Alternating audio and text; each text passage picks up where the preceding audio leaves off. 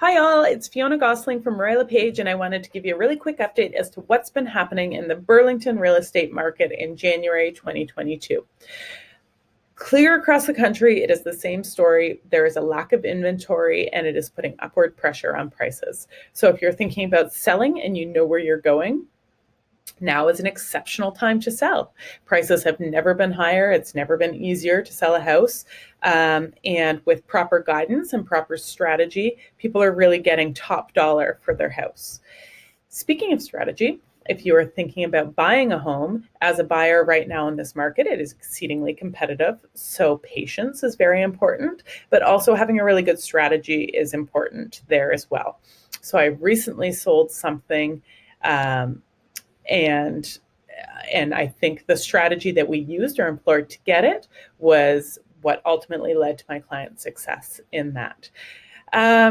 So if you had any specific questions, do not hesitate to reach out. But in the meantime, I will go through this presentation with you very quickly to show you what's been happening in the market. You can also find these slides on my website.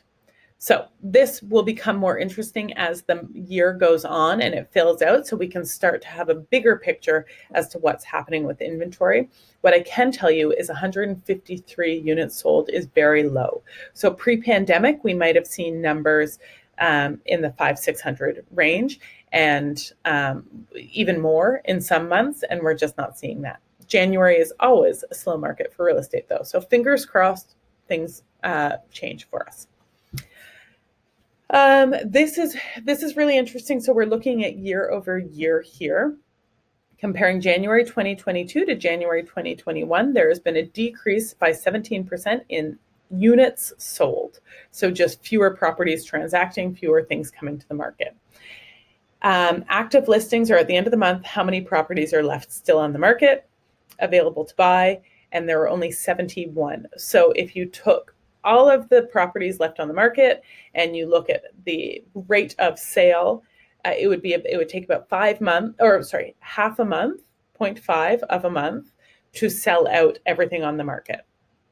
That results in a strong seller's market, exceedingly strong seller's market, really. The average sale price has jumped year over year by 39%. So the average sale price now in Burlington was 1.357. That's compared to 977,000 just 1 year ago. The days on market has increased slightly from 8 days to 11 days.